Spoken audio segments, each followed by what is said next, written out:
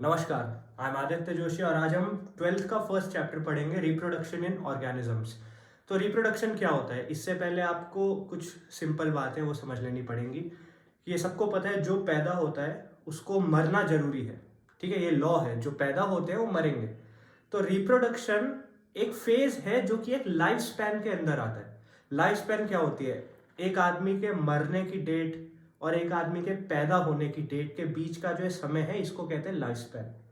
अब life span बहुत सारे जानवरों का अलग अलग होता है, तो कुछ तुम्हारे एग्जांपल्स दे रखे हैं, वो अभी हम डिस्कस करेंगे। उससे पहले, अच्छा, क्या कोई चीज इमॉर्टल होती है? इसका आंसर है नहीं, कोई चीज इमॉर्टल नहीं होती, सब मरते हैं। तुम बुढ़े होके मरे लेकिन मरते समय। लेकिन कुछ सिंगल सेल्ड ऑर्गेनिजम्स जैसे बैक्टीरिया, ये कुछ सिंगल सेल्ड ऑर्गेनिजम्स होते हैं जो अपने आप को मरने से पहले 2 पार्ट या 4 पार्ट या हजारों पार्ट में तोड़ देते हैं। तो अगर मैं अभी अपने आप को 2 पार्ट में तोड़ दूं तो क्या मैं मर पाऊंगा?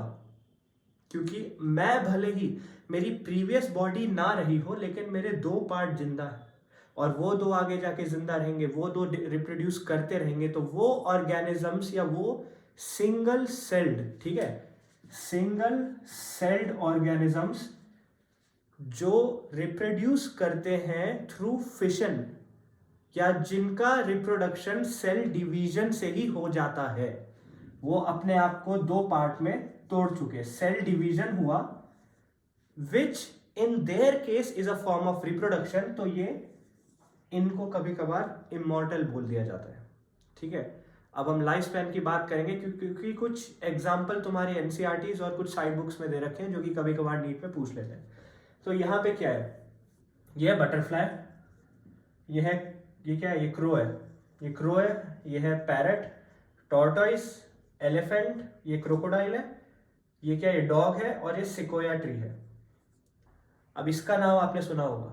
इस पूरी लिस्ट में, यहां तक कि ऑलमोस्ट ज्यादातर लिस्ट्स में ये 2 चीजों के लिए जाना जा रहा है, यहां भी और वैसे भी। नंबर 1, इसकी हाइट बहुत लंबी होती है। सिकोया ट्री है, इसकी हाइट बहुत बहुत लंबी होती है। दूसरी चीज क्या है? इसकी एज है 3000 से 4000 साल। यहां पे सबसे बुढ़ा यही होके मरेगा। अब बाकी देखते हैं। बटरफ्लाई 1 से 2 वीक जिंदा रहती है शायद। क्रोकोडाइल 60 से 75 ईयर्स।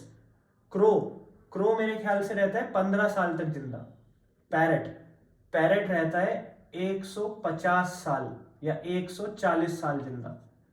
टॉर्टोइस 100 से 150 साल जिंदा रहता है। ये क्या है? ये एलिफेंट है। एलिफेंट जो है 60 से 75 साल तक जिंदा रहता है। डॉग 10 से 13 साल तक जिंदा रहता है। तो इस लिस्ट में सबसे ज्यादा बूढ़ा होके सिकोया ट्री मरेगा और सबसे जल्दी मेरे ख्याल से बटरफ्लाई मर जाएगी।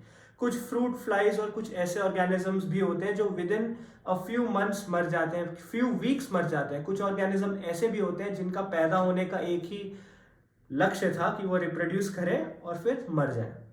अब ये सब डिस्कस कर लेने के बाद रिप्रोडक्शन पे आते हैं, जो चैप्टर का हमारा आत्मा है। ठीक है, अब रिप्रोडक्शन जो है 2 टाइप का होता है, एसेक्सुअल एंड सेक्सुअल। तो इनको पहले मोटा मोटा समझ लेते हैं। एसेक्सुअल में क्या होता है? जो ऑर्गेनिज्म के बच्चे होंगे, ठीक है, सपोज यहाँ पे ये आदमी था, रियल में होता नहीं आदमियों में एसेक्सुअल, मैं समझा रहा हूँ, इसका नाम लिख दिया हमने रामू। अब ये जो रामू था इसने किया एसेक्सुअल रिप्रोडक्शन। तो इसके जो ऑफस्प्रिंग्स होंगे वो 2 चीजों में इससे पूरे पूरे मिलेंगे। वो 2 टर्म्स आपको याद रखनी है, मॉर्फोलॉजिकली एंड जेनेटिकली। ठीक है, मॉर्फोलॉजिकली एंड जेनेटिकली, इन 2 चीजों में इसके बच्चे इससे मिलते ही रहेंगे। जेनेटिकली मतलब इसकी जीन्स, ठीक है, बच्चों के डीएनए और अंदर जो भी टेक्निकल इंफॉर्मेशन है वो इससे 100% मैच करेगी, क्योंकि कोई और पार्टनर तो था ही नहीं, इसने अपने आप बच्चे बनाए हैं। और दूसरा है मॉर्फोलॉजी। मॉर्फोलॉजी का क्या मतलब होता है? बाहर से हुलिया कैसा है, कैसा दिखता है। इस आदमी के 2 हाथ थे, 2 पांव थे, बच्चों के भी 2 हाथ 2 पांव रहेंगे। ये मॉर्फोलॉजिकली जेनेटिकली सिमिलर होंगे। तो एसेक्सुअल रिप्रोडक्शन का मोटा मोटा सार ये है कि जो चीजें एसेक्सुअल रिप्रोडक्शन करती हैं उनके offspring morphologically and genetically will be similar to them. अब एसेक्सुअल रिप्रोडक्शन कौन करता है? अब आपने देखा होगा कि जितने भी एडवांस्ड या फिर एवोल्यूशन में ऊपर आने वाली चीजें जो हैं, जैसे इंसान, कुत्ते, जानवर, जीव, ज्यादातर लोग नहीं करते asexual reproduction. Asexual reproduction comparatively similar in comparatively lower in design वाले लोग एसेक्सुअल रिप्रोडक्शन करते हैं। जैसे प्लांट्स जो कि उतने ज्यादा इवॉल्व नहीं है, कुछ ऑर्गेनिजम्स भी एसेक्सुअल रिप्रोडक्शन करते हैं, ऐसे बैक्टीरिया का स्टार्टिंग मैंने एग्जांपल दिया था। अब आते हैं हम सेक्सुअल रिप्रोडक्शन में। इसमें क्या होता है, ये इसको हटा देते हैं। यहाँ पे दो लोग होते हैं, ये दोनों मेटिंग करते हैं। अब जो बच्चा होता है, ऑफस्प्रिंग होते हैं, वो मॉर्फोलॉजिकली एंड जेनेटिकली इससे 100% मैच हो ही नहीं सकते। जेनेटिकली क्यों नहीं हो सकते? क्योंकि 50% इंफॉर्मेशन इससे आई, 50% उससे आई। तो इसलिए sexual reproduction will lead to variation. एक टर्म आती है वेरिएशन, जो कि आके जाके आपके एवोल्यूशन में बहुत बड़ा एक रोल निभाएगी। ठीक है, तो वेरिएशन आ गया है। वेरिएशन इसलिए आए क्योंकि पार्टनर दो थे, यहां वेरिएशन नहीं आए, and variation will lead to evolution. ठीक है, तो इसलिए रियल लाइफ सिनेरियोज में sexual reproduction is more favourable than asexual. अब ऐसा क्यों है, ये आगे के डिस्कशन से, लेकिन थोड़ा सा अगर आप जान लो तो ये बात है कि एसेक्सुअल रिप्रोडक्शन भी कुछ बार अच्छी मानी जाती है। जब अच्छा सपोज इस रामू ने हमारे परफेक्शन हासिल कर लिया, ये चाहता ही नहीं है चेंज हो, इसने एनवायरनमेंट के साथ ऐसा परफेक्शन वाली स्टेज अचीव कर ली कि ये अभी अपने मैक्सिमम मतलब बेस्ट है, ठीक है, परफेक्ट है, best suited for his immediate habitat and environment. तो ये क्यों चाहेगा कि इसके बच्चे बदलें?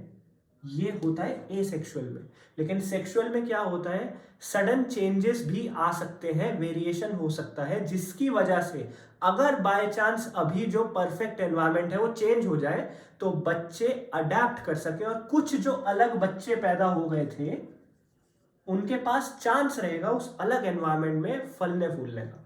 ठीक है, तो ये एक मिनट समझो। अब आगे का डिस्कशन हम करेंगे एसेक्सुअल रिप्रोडक्शन के पार्ट्स क्या होते हैं। अब हम बात करेंगे सेक्सुअल और एसेक्सुअल रिप्रोडक्शन की। ठीक है, अब पहले आते हैं हम एसेक्सुअल रिप्रोडक्शन में। तो एसेक्सुअल रिप्रोडक्शन बहुत सारे टाइप्स के होते हैं। सबसे पहले हम बात करेंगे फिशन की। ठीक है, ऐसा करो, पहले मैं लिख लेता हूँ टाइप्स। फिशन हो गया, बडिंग हो गया, फिर गैमा कप हो गए, फिर एक होता है स्पोर फॉर्मेशन। ये सारे टाइप के एसेक्सुअल रिप्रोडक्शन होते हैं, fission, budding, gemma cup and spore formation. इसके अलावा भी होते हैं, लेकिन ये सबसे इंपॉर्टेंट है जो आपके टॉपिक में और आपके चैप्टर में अभी आए हैं। ठीक है, तो फिशन, फिशन में क्या होता है, ये पेरेंट था, ये दो पार्ट में टूट गया। ठीक है, फिशन का मतलब ये होता है टूट जाना, फ्यूजन का मतलब होता है आके चिपक जाना। फिशन हुआ, ये दो पार्ट में टूट गया। अब जैसा कि ये एसेक्सुअल में था और पीछे रामू में हमने देखा था, ये मॉर्फोलॉजिकली एंड जेनेटिकली सिमिलर होंगे, लेकिन फिशन अलग अलग टाइप के होते हैं। तो फिशन को कैसे इन्होंने बांटा हुआ है? अब सबसे पहली बात, हो सकता है फिशन सीधी लाइन में हो सकता है फिशन टेढ़े में और हो सकता है फिशन रैंडमली हो जाए, टूट जाए बस। ठीक है, तो सबसे पहले हम आते हैं ट्रांसवर्स, फिर होता है लॉन्गिट्यूडिनल, ट्रांसवर्स, लॉन्गिट्यूडिनल, फिर होता है मल्टीपल, और एक होता है सिंपल फिशन, टूट गया बस। ठीक है, तो ट्रांसवर्स फिशन में क्या होगा, अभी ट्रांसवर्स फिशन बताते हैं आपको। ट्रांसवर्स फिशन में क्या होगा, ये ऐसे करके टूट जाएगा सीधा सीधा। लॉन्गिट्यूड नहीं, सॉरी क्या बोल रहा हूं, ट्रांसवर्स फिशन में क्या होगा, ये टेढ़ा टूटेगा। लॉन्गिट्यूडनल में सीधा टूटेगा। मल्टीपल फिशन अमीबा में होता है स्पेशल केसेस में, और सिंपल फिशन भी अमीबा में ही होता है। ठीक है, अब एग्जांपल देख लो जल्दी से। ट्रांसवर्स फिशन, ट्रांसवर्स होता है पैरामीशियम में। अरे यार एक मिनट, हाँ देखो, फिशन पहले आए हम ट्रांसवर्स। ट्रांसवर्स फिशन होता है पैरामीशियम में। फिर आए लॉन्गिट्यूडनल, लॉन्गिट्यूडनल ट्रांसफर्स ऐसा था, ठीक है, टेढ़ा। लॉन्गिट्यूडनल है सीधा सीधा, सीधा सीधा होता है यूग्लेना में। अब इसको आप थोड़ा शेप से भी याद रख सकते हो। यूग्लेना को देखा है, ऐसा दिखता है यूग्लेना, भद्दा सा, ऐसा गंदा सा दिखता है यूग्लेना, यहाँ पे छेद है। अब इधर से ही वो कट जाता है, ये है लॉन्गिट्यूडनल। फिर आते हैं स्पोरुलेशन में, स्पोरुलेशन या फिर स्पोर फॉर्मेशन। फिर आते हैं सिंपल, सिंपल फिशन हो जाता है अमीबा में, ठीक है। सिंपल फिशन अमीबा तो देखा ही आपने, ऐसा हो जाता है। फिर एक एग्जांपल दिया होता है प्लाज्मोटॉमी, दिख रहा है, एक एग्जांपल होता है प्लाज्मोटॉमी। प्लाज्मोटॉमी का एक एग्जांपल दिया है आपको, उसका नाम है ओपालीना, ठीक है। इसको याद रखना, प्लाज्मोटॉमी को बहुत बार पूछेंगे, यहां लिख दिया है प्लाज्मोटॉमी ओपालीना, ठीक है, प्लाज्मो ओपा, इसे याद रखना। अब बात करेंगे हम स्पोरुलेशन की, पहले ये लिख लो।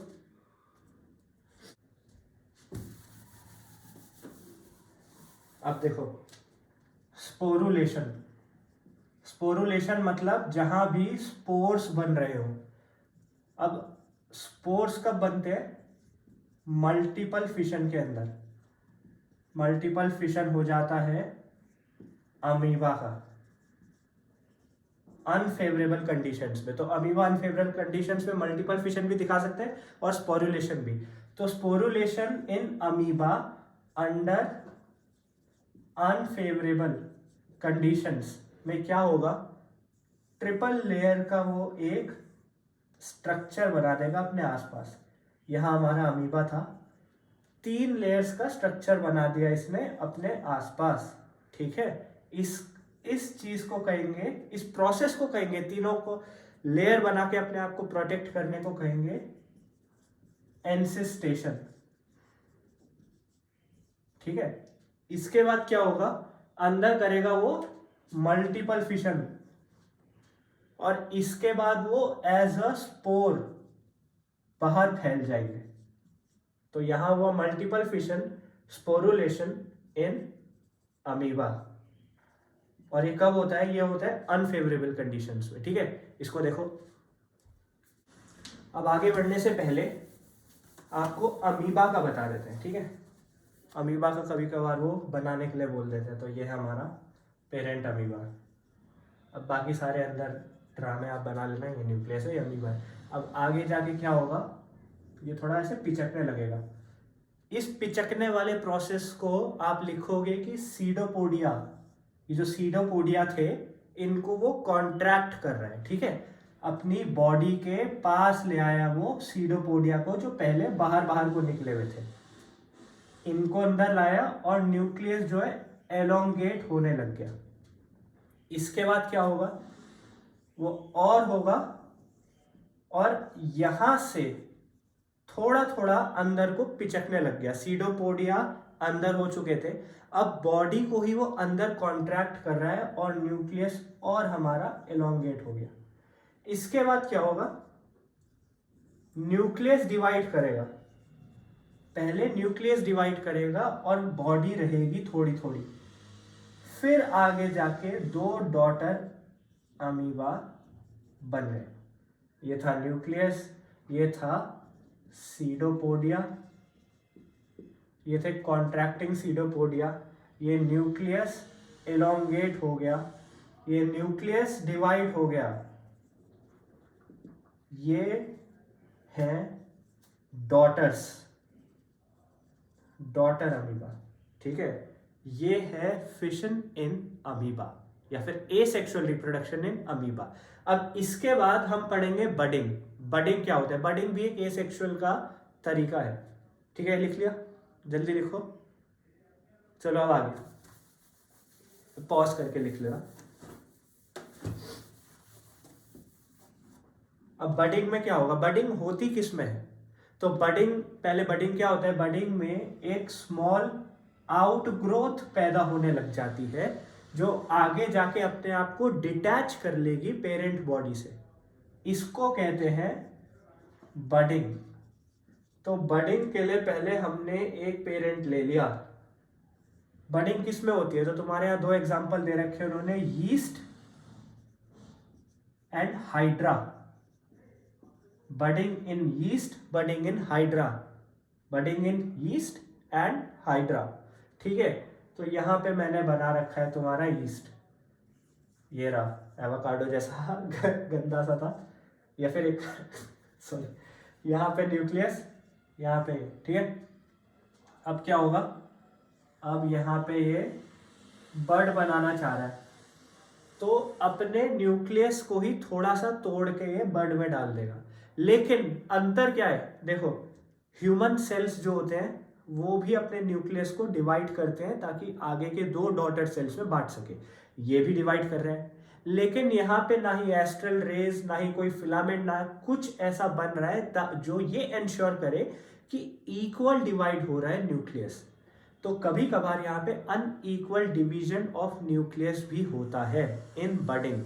ठीक है, अब यहाँ से हम इधर ले आए, ये यहाँ पे हमारी बड आ गई, इसके अंदर थोड़ा सा न्यूक्लियस आ गया, ये रहा। अब फाइनली ये और ये रही बड। अब बड क्या होगी, बड हो जाएगी डिटैच, और ये एक सेपरेट ऑर्गेनिज्म बन चुका है, इसे कहते हैं बडिंग। अब यह है यीस्ट। हाइड्रा तुम्हें पता है कैसा दिखता है, हाइड्रा बनाते हैं अब यहाँ, हाइड्रा ऐसा दिखता है थोड़ा थोड़ा, यहाँ पे उसके टेंटिकल्स होते हैं। ठीक है, हाइड्रा में क्या होता है, हाइड्रा में ऐसे बनती है यीस्ट, ओ सॉरी हाइड्रा में ऐसे होती है बडिंग, ये बेबी हाइड्रा। अब ये हो जाएगा डिटैच, ये है बेबी हाइड्रा, ये हुई बडिंग। ठीक है, अब यहां मैंने बना दिया है एक और तरीका फिशन होने का। ठीक है, सॉरी एक और तरीका एसेक्सुअल रिप्रोडक्शन का, वो है स्पोर्स, स्पोर फॉर्मेशन।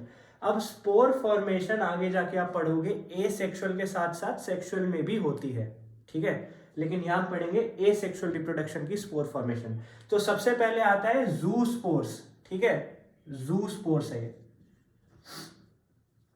जू स्पोर्स में क्या होता है, इनमें होता है फ्लैजेला, ये होते हैं फ्लैजेलेटेड एंड मोटाइल। जू स्पोर्स की कैरेक्टरिस्टिक लिखने को बोली तो लिखना है फ्लैजेलेटेड एंड मोटाइल। ठीक है, जू स्पोर्स होते हैं क्लेमाइडोमोनास में, क्लेमाइडोमोनास। फिर आगे आते हैं हम कॉनिडियोस्पोर्स। कॉनिडियोस्पोर्स होते हैं एक्सोजेनसली प्रोड्यूस्ड। एक्सोजेनसली मतलब बाहर बाहर को प्रोड्यूस होते हैं। दूसरी चीज ये है, ये होते हैं नॉन मोटाइल, ये चल नहीं सकते। जू स्पोर्स मोटाइल क्यों थे, क्योंकि इनमें फ्लैजेला था, और फ्लैजेला जिन चीजों में होता है वो चीजें चल सकती है, इनमें फ्लैजेला नहीं है, नॉन मोटाइल और एक्सोजेनसली प्रोड्यूस्ड है। कॉनिडियोस्पोर्स पाए जाते हैं पेनिसिलिया में, पेनिसिलियम कॉनिडिया। ठीक है, एग्जाम्पल्स में आएगा ये पूछेंगे लोग, पेनिसिलियम कॉनिडिया। क्लेमाइडोमोनास में क्या है, जू स्पोर्स है। अब आगे बढ़ते हैं, क्लेमाइडोस्पोर्स, इसको कंफ्यूज मत कर देना एग्जाम्पल से। क्लेमाइडोस्पोर्स का एग्जाम्पल है राइजोपस। ठीक है, क्लेमाइडोस्पोर का एग्जाम्पल है राइजोपस, और क्लेमाइडोमोनास में होता है जू स्पोर। अब क्लेमाइडोस्पोर कैसे होते हैं, क्लेमाइडोस्पोर होते हैं टीडब्ल्यू, टीडब्ल्यू मतलब thick walled, chlamydospores are thick walled. अब आगे आते हैं हम, और नॉन मोटाइल भी होता है, chlamydospores are thick walled and non motile. अब आए हम ऑइडिया। ऑइडिया क्या है, ऑइडिया का नाम बहुत अजीब है, और ये पाई भी बहुत अजीब चीज में जाता है, जिसको कहते हैं अगैरिकस। अगैरिकस आपको पता होगा, जो कहते हैं ऐसे जहां पड़े हुए मत खा लेना, क्या है ये, अगैरिकस है, मशरूम। अगैरिकस होता है, सॉरी ऑइडिया होता है अगैरिकस में। ऑइडिया की कैरेक्टरिस्टिक क्या है, एक ही है, थिन वॉल्ड। ऑइडिया बहुत पतला होता है, ठीक है, याद रखो, ऑइडिया पतला सा, थिन वॉल्ड। अब आए हम स्पोरेंजियोस्पोर्स में। स्पोरेंजियोस्पोर्स जिनके बारे में पीछे भी थोड़ा सा डिस्कशन हुआ था, ये भी पाए जाते हैं म्यूकर में। म्यूकर भी ऐसे ही मशरूम्स की प्रजाति में, फंगस में पाया जाता है। तो ये सब चीजें जो आप देख रहे हो, ये दो ही जगह पाई जाएंगी, fungi and algae, fungi and algae, इनके अंदर ये सारी चीजें होती हैं। अब लास्ट में आए हम गैम्यूल या जेम्यूल या जो तुम बोलना चाहो, गैम्यूल्स में। ठीक है, गैमा कप सुने होंगे आपने, गैम्यूल्स, गैमा कप, ये वही है, लेकिन गैम्यूल्स पाए जाते हैं स्पॉन्जिस में, और गैमा कप कहाँ पाए जाते हैं, गैमा कप के बारे में बताएंगे। ये लिख लिया, अब ये पॉज करो और ये लिखो। अब देखो, जेम्यूल्स आपको बता दिया स्पॉन्जिस में है। कैसे होते हैं जेम्यूल्स या गैम्यूल्स या जो भी आप इसे बोलना चाहो, ऐसे होते हैं, ऐसे गोल गोल गोल गोल, अंदर बीज जैसे बहुत सारे भरे पड़े हैं। यहां पे ऐसे स्पाइक्स हैं, एम्बेडेड स्पाइक्स, और यहां गोल गोल, यह है जेम्यूल इन स्पॉन्जेस। ठीक है, अब हम थोड़ा डायग्राम्स में घुसने से पहले आपको जो पीछे बच गया था गैमा कप, वो बता देता हूँ। गैमा कप लास्ट चीज है ये सेक्शन में, उसके बाद हम सेक्शन में बढ़ेंगे और पहले हम डायग्राम्स को डिस्कस करेंगे। गैमा कप्स, अब गैमा कप्स की इंपॉर्टेंट याद रखने वाली बात यह है कि ये यूनिसेलुलर भी हो सकते हैं और मल्टी सेलुलर भी हो सकते हैं। ठीक है, ये क्या है, ये टेक्निकल टर्म्स बता रहा हूं जो याद रखना। रिसेप्टेकल डिटैच हो जाते हैं और फिर ग्रो कर लेते हैं। कहां पाए जाते हैं गैमा कप, मार्केंशिया। ठीक है, गैमा कप्स पाए जाते हैं मार्केंशिया में, डिटैच हो सकते हैं, रिसेप्टिकल्स होते हैं ये, और ये यूनिसेलुलर भी हो सकते हैं, मल्टी सेलुलर भी हो सकते हैं। ये था गैमा कप्स। अब हम आते हैं, और क्या बता रहे हैं, कॉनिडिया देख लो। कॉनिडिया कहाँ होता है, conidia, Penicillium conidia, Penicillium, Harry Potter का गंदा सा वो लग रहा है कुछ, पेनिसिलियम कॉनिडिया। अब यहाँ पे अब बहुत सुंदर डायग्राम नहीं बनाएंगे, लेकिन इसको ऐसे दिखा सकते हो आप। अगर कोई आपको बोले कि यार बना के दिखाओ, तो ऐसे।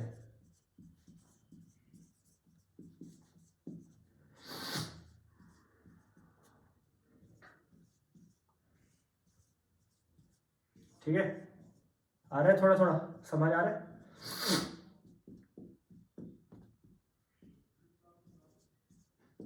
इसको डॉट डॉट कर देना।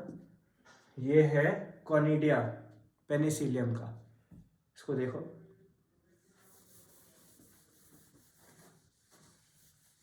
अब आते हैं हम, और क्या बताना है, जूस्पोर्स।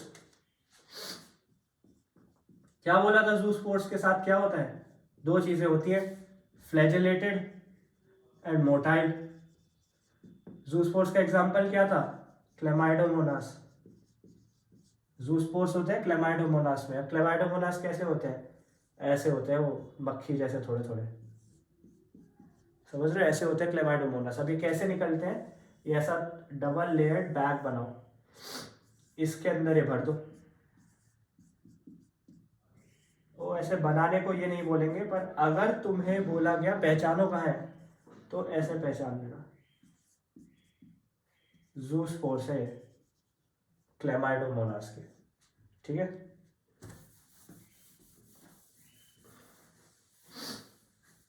और इसके साथ तुम्हारे डायग्राम्स और ए सेक्सुअल रिप्रोडक्शन खत्म होता है। अब हम चालू करेंगे सेक्सुअल रिप्रोडक्शन। अच्छा, अब हमने अभी तक जितने डिस्कशंस किए थे, हमने लोअर ऑर्गेनिजम्स में किए थे। अब हम सेक्सुअल पढ़ने से पहले थोड़ा पौधों में आ जाते हैं, क्योंकि पौधे भी सेक्सुअल रिप्रोडक्शन करते हैं। और हम उसके साथ साथ दो टर्म्स हैं जो कभी कभार कुछ बुक्स में बीच में यूज की जाती है, ये एक्स्ट्रा है, ये आपके मतलब फ्रेगमेंटेशन आगे जाके आएगा, रीजनरेशन आपके टर्म में नहीं है। अब रीजनरेशन और फ्रेगमेंटेशन में अंतर है। रीजनरेशन दो टाइप का होता है। रीजनरेशन होता है मॉर्फोफेलेक्सिस एंड एपीमॉर्फोसिस। दोबारा सुनो, रीजनरेशन दो टाइप का होता है, मॉर्फोफेलेक्सिस एंड एपीमॉर्फोसिस। मॉर्फोफेलेक्सिस क्या होता है? मॉर्फोफेलेक्सिस हाइड्रा जैसी जगहों पे होता है। अब इसमें क्या होता है, आपने जैसे ये हाथ है मेरा, ये मॉर्फोफेलेक्सिस दिखा सकता है। अब मैंने अगर ये उंगली काट के फेंक दी तो वहां पे ऐसा ही एक और हाथ उग जाएगा। इसको कहते हैं मॉर्फोफेलेक्सी, मतलब एक छोटे से पार्ट से नया ऑर्गेनिज्म ही जनरेट हो जाना। लेकिन एपीमॉर्फोसिस क्या है? एपीमॉर्फोसिस छिपकली लिजार्ड में होता है। अगर उसकी पूंछ कट जाए तो पूंछ दोबारा उग जाएगी, लेकिन पूंछ से छिपकली नहीं उगेगी। ये अंतर है एपीमॉर्फोसिस एंड मॉर्फोफेलेक्सिस में। A full grown organism is capable of developing from a broken body part from morphallaxis but not from epimorphosis. अब नीचे आते हैं हम। फ्रेगमेंटेशन। फ्रेगमेंटेशन किन किन जगहों पे पाई जाती है? Spirogyra, sponges and echinodermata. Fragmentation में क्या होता है? वही बॉडी का टूट जाना और वो टूटे हुए पार्ट्स का फुल ग्रोन ऑर्गेनिज्म में कन्वर्जन, इसको कहते हैं फ्रेगमेंटेशन। स्पायरोगारा आपने देखा होगा इसको। अच्छा ये याद रखना, स्पायरोगारा को हेयर सिल्क बोलते हैं, ठीक है? हेयर सिल्क बोल देते हैं, वाटर सिल्क बोल देते हैं, ये ऐसे ऐसे होता है स्पायरोगारा। अब हम आए पौधों पे, ठीक है? इसको हटा दो।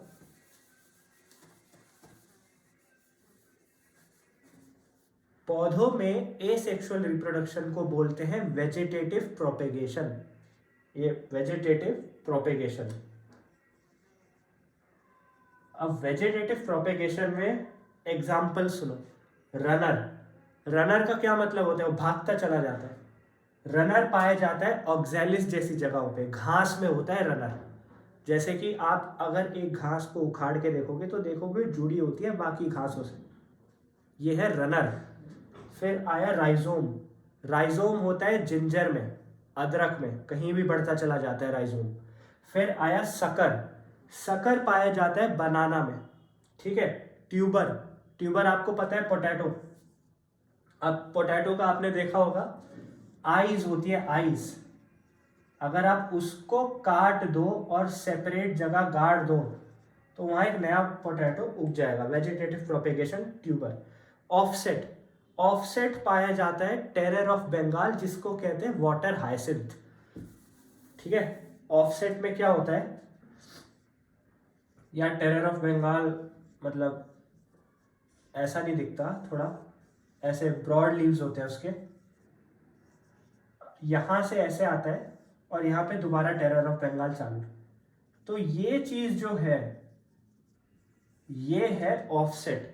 अब इसकी क्या कैरेक्टरिस्टिक्स है? Offset is usually only one internode long, one internode